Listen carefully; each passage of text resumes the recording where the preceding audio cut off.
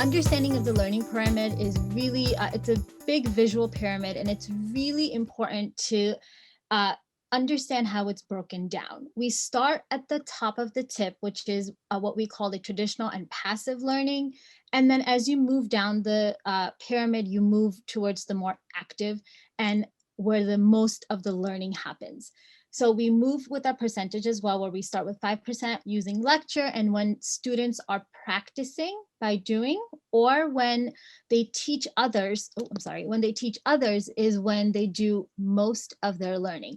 Having said that, I don't want anyone looking at this pyramid to go and say, okay, so my student should always either be, or my child should only be teaching someone else, or they should only be learning by practicing. That's not necessarily true. The learning pyramid is just that. It's a step, and it's really important that there is some lecture, there is reading. If the student learns better by listening to something as audiovisual, or a lot of students like to listen to ebooks, or they learn through demonstration or modeling by teachers. These are key components to learning. So the steps must be, yes, we want the child to be active, and we want them to be working with others, presenting their ideas. It is also important that the steps that are above are not neglected. All right.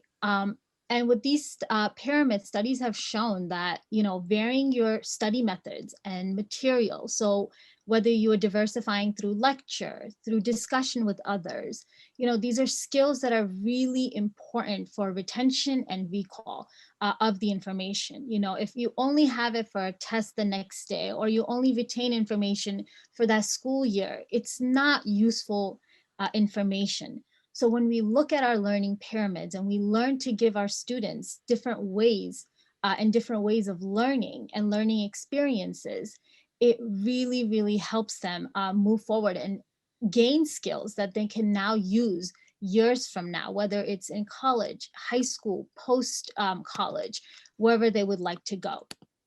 And the reason why this pyramid is so important, because as we move from the pre-elementary, post-elementary world of, getting them to engaging in reading skills and writing skills, there's a big shift that happens when we get to middle school, where independence becomes a big deal, and by using this pyramid, students can engage in any learning process.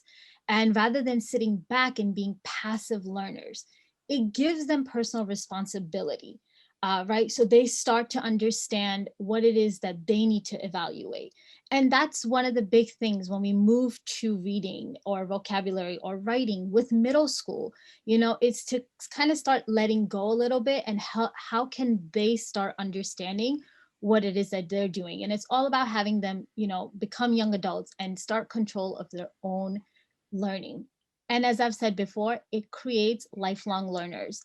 They cultivate skills that can be used now, high school, or in the future. So which is why this learning pyramid is extremely important. And again, it's a process, right? So we want to give them the process. We don't want to just say, this is where you need to be, just go here. We want to move from that lecture phase, which starts at the beginning, and then slowly come down to the practice by doing. They won't be able to practice doing it if they don't have the skills needed. And that's where we come in as adults that are helping them gain those skills, So this is things that have to be taught, and, we want to move. And as they keep moving through this pyramid, it will give them that skills that they need.